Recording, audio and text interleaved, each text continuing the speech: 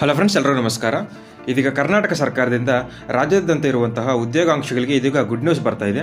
ಹೌದು friends, PDO notification ಆಗಿ ಅದು ಎಷ್ಟೊಂದು ವರ್ಷ ಆಗಿತ್ತು. ಇದೀಗ ಸಾಕಷ್ಟು ವರ್ಷಗಳ ನಂತರ ಇದೀಗ ನೋಟಿಫಿಕೇಶನ್ ಬಂದಿದೆ PDOಗೆ. ಅದರ ಬಗ್ಗೆ ಮಾಹಿತಿಯನ್ನು ಈ ವಿಡಿಯೋದಲ್ಲಿ ತಿಳಿದುಕೊಳ್ಳೋಣ.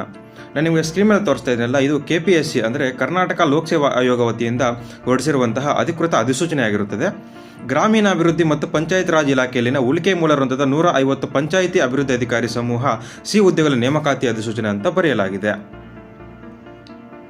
ಇದು ಅಫಿಷಿಯಲ್ ವೆಬ್ಸೈಟು, ಆಯೋಗದ ಅಂತರ್ಜಾಲ ಅಂತಿದೆ kpsc.car.nic.in ಅಂತ. ನೀವು ವೆಬ್ಸೈಟಲ್ಲಿ ಹೋಗ್ಬಿಟ್ಟು ನೀವು ಅಪ್ಲಿಕೇಶನ್ ಹಾಕಬೇಕಾಗುತ್ತೆ.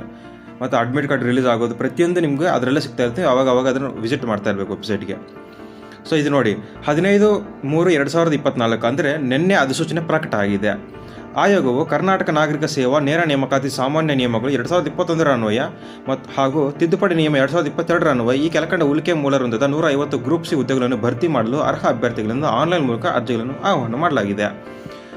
ಇಲಾಖೆ ಹೆಸರು ಬಂದುಬಿಟ್ಟು ಗ್ರಾಮೀಣಾಭಿವೃದ್ಧಿ ಮತ್ತು ಪಂಚಾಯತ್ ರಾಜ್ ಇಲಾಖೆ. ಹುದ್ದೆಯ ಪರಿಣಾಮ ಬಂದುಬಿಟ್ಟು ಪಂಚಾಯಿತಿ ಅಭಿವೃದ್ಧಿ ಅಧಿಕಾರಿ ಅಂದರೆ PDO, ಪಂಚಾಯತ್ ಡೆವಲಪ್ಮೆಂಟ್ ಆಫೀಸರ್. ಹುದ್ದೆಗಳ ಸಂಖ್ಯೆ 150 ಉದ್ಯೋಗಗಳಿವೆ. ಇದು ಗ್ರೂಪ್ ಸಿ ಉಳಿಕೆ ಮೂಲ ವೃಂದ ಕ್ಯಾಟಗರಿಯಲ್ಲಿ ಬರುತ್ತೆ. ವೇತನ ಶ್ರೇಣಿ ಬಂದುಬಿಟ್ಟು 37,900 ರೂಪಾಯಿಂದ 70,850 ರೂಪಾಯಿ. ಇದು ಬೇಸಿಕ್ ಸ್ಟ್ರಕ್ಚರ್ ಇರುತ್ತೆ. ನಿಮ್ಗೆ ಇದ್ರ ಜೊತೆಗೆ ಅಲವೈಸಸ್ ಸೇರಿಕೊಂಡೆಲ್ಲ ಸ್ವಲ್ಪ ಜಾಸ್ತಿನೇ ಬರುತ್ತೆ, 40,000 ಮೇಲೇ ಬರುತ್ತೆ. ಮತ್ತು ಅರ್ಜಿ ಸ್ವೀಕೃತಿ ಕಾಲಮಿತಿ ಅಂತ ಅರ್ಜಿ ಸಲ್ಲಿಸಲು ನಿಗದಿಪಡಿಸಿರುವ ಪ್ರಾರಂಭಿಕ ದಿನಾಂಕ ಬಂದುಬಿಟ್ಟು 15 ಅಂದರೆ ನಿನ್ನೆಯಿಂದಲೇ ಶುರು ಆಗಿದೆ. ಅರ್ಜಿ ಸಲ್ಲಿಕೆಗೆ ಕೊನೆಯ ದಿನಾಂಕ ಬಂದುಬಿಟ್ಟು ಮೇ 15 ಅಂದರೆ ಹತ್ತಿರ 1 ತಿಂಗಳಿಗೆ ಟೈಮ್ ಇದೆ ಫ್ರೆಂಡ್. ನೀವು ಅಷ್ಟೊಳಗಡೆ ನೀವು ಅಪ್ಲಿಕೇಶನ್ ಹಾಕಬೇಕಾಗುತ್ತೆ. ಮತ್ತು ಎಕ್ಸಾಮ್ ಯಾವಾಗ ಕಂಡಕ್ಟ್ ಮಾಡ್ತಾ ಅಂದರೆ ನೀವು ವೆಬ್ಸೈಟ್ ವಿಸಿಟ್ ಮಾಡ್ತಾ ಇರಬೇಕಾಗುತ್ತೆ. ಅವ್ರ ನಂತರ ಅದನ್ನು ಪ್ರಕಟಿಸ್ತಾರೆ. ಇನ್ನು ಶೈಕ್ಷಣಿಕ ವಿದ್ಯಾರ್ಹತೆ ಬಂದುಬಿಟ್ಟು ಯಾವುದಾದ್ರೂ ವಿಶ್ವವಿದ್ಯಾಲಯದಿಂದ ಡಿಗ್ರಿಯನ್ನು ಪಡೆದಿರಬೇಕಾಗುತ್ತೆ. ವಿಶೇಷ ಸೂಚನೆ: ಅಭ್ಯರ್ಥಿಗಳು ಅರ್ಜಿಯನ್ನು ಭರ್ತಿ ಮಾಡಲು ಮೊದಲು ಎಲ್ಲ ವಿವರಗಳನ್ನು ಓದಿ ಅರ್ಥೈಸಿಕೊಂಡು ಆನಂತರವೇ ತಮಗೆ ಅನ್ವಯವಾಗುವ ವಿವರಗಳನ್ನು ಭರ್ತಿ ಮಾಡತಕ್ಕದ್ದು. ಹೌದು ಫ್ರೆಂಡ್, ನಾನು ನಿಮಗೆ ನೋಟಿಫಿಕೇಶನ್ ಲಿಂಕ್ ಬೇಕಾದರೆ ನಾನು ಡಿಸ್ಕ್ರಿಪ್ಷನಲ್ಲಿ ಕೊಡ್ತೀನಿ. ನೀವು ನೀಟಾಗಿ ನೋಟಿಫಿಕೇಶನ್ ಓದಿಕೊಂಡು ಪ್ರತಿಯೊಂದು ಅರ್ಥ ಮಾಡಿಕೊಂಡು ತದನಂತರವೇ ಅರ್ಜಿಗಳನ್ನು ಸಲ್ಲಿಸಿ. ನಾನು ಮೇನ್ ಏನೇ ಅಂತ ನಾನು ಹೇಳ್ತಾ ಹೋಗ್ತೀನಿ. ಇವೆಲ್ಲ ಪ್ರೊಸೀಜರ್ ಕೊಟ್ಟಿದ್ದಾರೆ, ಏನೇನು ಹೆಂಗೆ ಮಾಡಬೇಕು, ಅಪ್ಲಿಕೇಶನ್ ಹೆಂಗೆ ಆಗಬೇಕಂತೆಲ್ಲ ಕೊಟ್ಟಿದ್ದಾರೆ. ಅರ್ಹತಾ ಷರತ್ತುಗಳು, ಆಯ್ಕೆ ವಿಧಾನ ಹೇಗಿರುತ್ತೆ, ಮತ್ತು ಸ್ಪರ್ಧಾತ್ಮಕ ಪರೀಕ್ಷೆ ವಿಧಾನ ಅಂದರೆ ಪರೀಕ್ಷೆ ಹೆಂಗಿರುತ್ತೆ ಅಂದ್ರೆ ಸ್ಪರ್ಧಾತ್ಮಕ ಪರೀಕ್ಷೆಯು 2 ಪತ್ರಿಕೆಗಳನ್ನು ಒಳಗೊಂಡಿರುತ್ತದೆ. ಪ್ರತಿಯೊಂದು ಪತ್ರಿಕೆಯು ಮ್ಯಾಕ್ಸಿಮಮ್ 100 ಮಾರ್ಕ್ಸ್ ಲಿಖಿತ ಪ್ರಶ್ನೆಗಳನ್ನು ಒಳಗೊಂಡಿದ್ದು ವಸ್ತುನಿಷ್ಠ ಬಹು ಆಯ್ಕೆ ಮಾದರಿಯಲ್ಲಿರುತ್ತದೆ. ಈ 2 ಪತ್ರಿಕೆಗಳಲ್ಲಿ ನೀವೇನಾದರೂ ಉತ್ತರ ತಪ್ಪು ಕೊಟ್ಟರೆ ಅದಕ್ಕೆ ನೆಗೆಟಿವ್ ಮಾರ್ಕಿಂಗ್ ಕೂಡ ಇರುತ್ತೆ. ಅಂದರೆ ಪ್ರತಿ ತಪ್ಪು ಉತ್ತರಕ್ಕೆ ಪ್ರಶ್ನೆಗೆ ನಿಗದಿಪಡಿಸಿದ ಅಂಕಗಳ 4/1 ಭಾಗದಷ್ಟು ಅಂದರೆ 1/4 ಅಷ್ಟು ಅಂಕಗಳನ್ನು ಕಡಿತಗೊಳಿಸಲಾಗುವುದು. ಅಭ್ಯರ್ಥಿಗಳು 2 ಪತ್ರಿಕೆಗಳ ಪರೀಕ್ಷೆಗಳಿಗೆ ಹಾಜರಾಗುವುದು ಕಡ್ಡಾಯವಾಗಿರುತ್ತದೆ. ಪತ್ರಿಕೆ 1ರ ಪಠ್ಯಕ್ರಮವು ಈ ಕೆಳಗೆ ನಿರ್ದಿಷ್ಟಪಡಿಸಿದಂತೆ ಇರುತ್ತದೆ. ಅಂದರೆ ಇಲ್ಲಿ ಕೆಳಗೆ ತೋರಿಸ್ತಾ ಇದೆ ನೋಡಿ ಸ್ಕ್ರೀನ್ ಮೇಲೆ, ಇದು ಸಿಲೆಬಸ್ ಇದು. ಸೊ ಪತ್ರಿಕೆ 1 ಬಂದುಬಿಟ್ಟು ಸಾಮಾನ್ಯ ಜ್ಞಾನ ಅಂತ ಇರುತ್ತದೆ. ಇದು 100 ಮಾರ್ಕ್ಸ್ಗೆ 1.5 ಅವರ್ ಟೈಮ್ ಇರುತ್ತೆ ನಿಮಗೆ ಅಟೆಂಡ್ ಮಾಡೋಕ್ಕೆ. ಏನೇ ಸಿಲೆಬಸ್ ಇರುತ್ತೆ ಅಂದರೆ ಸಾಮಾನ್ಯ ಜ್ಞಾನಕ್ಕೆ ಪ್ರಚಲಿತ ಘಟನೆಗಳಿಗೆ ಸಂಬಂಧಿಸಿದಂಥ ವಿಷಯಗಳ ಸಾಮಾನ್ಯ ಜ್ಞಾನ, ಸಾಮಾನ್ಯ ವಿಜ್ಞಾನ ವಿಷಯಗಳು, ಭೂಗೋಳಶಾಸ್ತ್ರ ವಿಷಯಗಳು, ಸಮಾಜ ವಿಜ್ಞಾನ ವಿಷಯಗಳು, ಭಾರತೀಯ ಸಮಾಜ ಮತ್ತು ಅದರ ಬೆಳವಣಿಗೆಗಳ ಇತಿಹಾಸದ ವಿಷಯಗಳು, ಭಾರತದ ಮತ್ತು ಕರ್ನಾಟಕದ ಇತಿಹಾಸ, ಭಾರತದ ಸಂವಿಧಾನ ಮತ್ತು ಸಾರ್ವಜನಿಕ ಆಡಳಿತ, ಪ್ರಾಯೋಗಿಕ ಜ್ಞಾನ ಮತ್ತು ಬೌದ್ಧಿಕ ಸಾಮರ್ಥ್ಯದ ವಿಷಯಗಳು SSLC ಮಟ್ಟಕ್ಕೆ ಸಂಬಂಧಪಟ್ಟಂಗಿರುತ್ತೆ.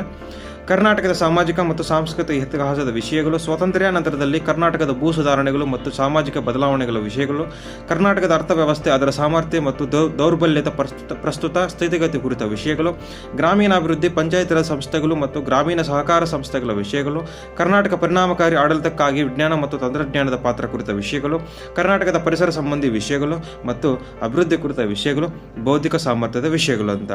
ಇನ್ನು ಪತ್ರಿಕೆ 2 ನೋಡೋದಾದ್ರೆ ಪತ್ರಿಕೆ 2 ಅನ್ನು ಈ ಕೆಳಗೆ ನಿರ್ದಿಷ್ಟಪಡಿಸಲಾದಂತೆ 3 ಭಾಗಗಳನ್ನಾಗಿ ವಿಭಾಗಿಸಲಾಗಿರುತ್ತದೆ.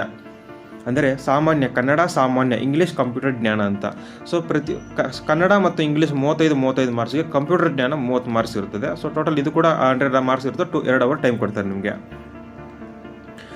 ಪ್ರಶ್ನೆ ಪತ್ರಿಕೆ ಅನ್ನೋದು ಕನ್ನಡ ಮತ್ತು ಇಂಗ್ಲೀಷ್ ಎರಡರಲ್ಲಿ ಇರುತ್ತೆ. ಕನ್ನಡ ಅರ್ಥ ಆದ್ರೆ ಕನ್ನಡ ಮಾಡ್ಕೋಬೋದು, ಇಲ್ಲ ಇಂಗ್ಲೀಷ್ ಬೇಕಾದರೂ ಕೂಡ ಇಂಗ್ಲೀಷಲ್ಲಿ ನೋಡ್ಕೋಬೋದು. ಏನಾದರೂ ಸ್ವಲ್ಪ ಅರ್ಥ ಆಗಿಲ್ಲದೆ ನೀವು ಇನ್ನೊಂದು ಭಾಷೆಯಲ್ಲಿ ನೋಡಬಹುದು ನೀವು. ಸೊ ಇನ್ನು ಕನ್ನಡ ಭಾಷಾ ಪರೀಕ್ಷೆ ಸ್ಪರ್ಧಾತ್ಮಕ ಪರೀಕ್ಷೆಗಳನ್ನು ಆಯೋಗವು ನಿಗದಿಪಡಿಸುವ ಯಾವುದೇ ಕೇಂದ್ರದ ಸ್ಥಳದಲ್ಲಿ ನಡೆಸಲಾಗುವುದು ಅಂತಲೂ ಕೊಟ್ಟಿದ್ದಾರೆ. ಇದು ಫ್ರೆಂಡ್ಸ್, ಏಜ್ ಬಂದುಬಿಟ್ಟು ಸಾಮಾನ್ಯ ಅರ್ಹತೆ ಅಂದರೆ ಜನರಲ್ ಮೆರಿಟ್ ಇರುತ್ತಲ್ಲ ಅವರಿಗೆ 35 ವರ್ಷ ಅಂತ ಕೊಟ್ಟಿದ್ದಾರೆ. ಪ್ರವರ್ಗ 2A 2B 3A 3B OBC ಇರ್ತಾರಲ್ಲ ಅಂಥವ್ರಿಗೆ 38 ವರ್ಷ. ಇನ್ನು SC/ST ಪ್ರವರ್ಗ 1 ಅವ್ರಿಗೆ 40 ವರ್ಷಗಳು ಅಂತ ಕೊಟ್ಟಿದ್ದಾರೆ. ಅಂದರೆ ಆ ಏಜ್ ಇರೋರ್ತಾರಲ್ಲ ಅಂಥವ್ರು ಅಷ್ಟು ಏಜ್ ಒಳಗಡೆ ಇರೋರೆಲ್ಲ ಅಪ್ಲೈ ಮಾಡ್ಕೋಬೋದು. ಕನಿಷ್ಠ 18 ವರ್ಷ ಇರಬೇಕು ಅಷ್ಟೇ. ಸೊ ಇದು ಫ್ರೆಂಡ್ಸ್, ಇನ್ನೂ ಎಲ್ಲ ಡೀಟೇಲ್ಸ್ ಎಲ್ಲ ನೀಟಾಗಿದೆ, ಎಲ್ಲ ಓದ್ಕೊಳ್ರಿ. ನಾನು ನೋಟಿಫಿಕೇಶನ್ ನಿಮ್ಗೆ ಲಿಂಕ್ ಕೊಡ್ತೀನಿ, ಎಲ್ಲ ನೀಟಾಗಿ ಓದ್ಕೊಂಡು ಅರ್ಥ ಮಾಡಿಕೊಂಡು ಅರ್ಜಿಗಳನ್ನು ಸಲ್ಲಿಸಿ. ಸುಮಾರು ವರ್ಷಗಳ ನಂತರ ನೋಟಿಫಿಕೇಶನ್ ಬಂದಿದೆ, ಸೊ ಅವಕಾಶವನ್ನು ಸದುಪಯೋಗ ಪಡಿಸ್ಕೊಳ್ಳಿ. ಸೊ ಇದು ಫ್ರೆಂಡ್ಸ್ ಇವತ್ತಿನ ಮಾಹಿತಿ. ನಿಮ್ಗೆ ವಿಡಿಯೋ ಇಷ್ಟ ಆಗಿದೆ ಅನ್ಕೊಂತೀನಿ. ಇದೇ ರೀತಿ ಸರ್ಕಾರದಿಂದ ಬರುವಂತಹ ಹೆಚ್ಚಿನ ವಿಡಿಯೋಗಳಿಗಾಗಿ ನಮ್ಮ ಚಾನಲ್ಗೆ ಸಬ್ಸ್ಕ್ರೈಬ್ ಮಾಡ್ಕೊಳ್ರಿ. ಮತ್ತು ವಿಡಿಯೋ ವೀಕ್ಷಣೆ ಮಾಡಿದ್ದಕ್ಕಾಗಿ ಎಲ್ಲರಿಗೂ ಧನ್ಯವಾದಗಳು. ಶುಭ ದಿನ.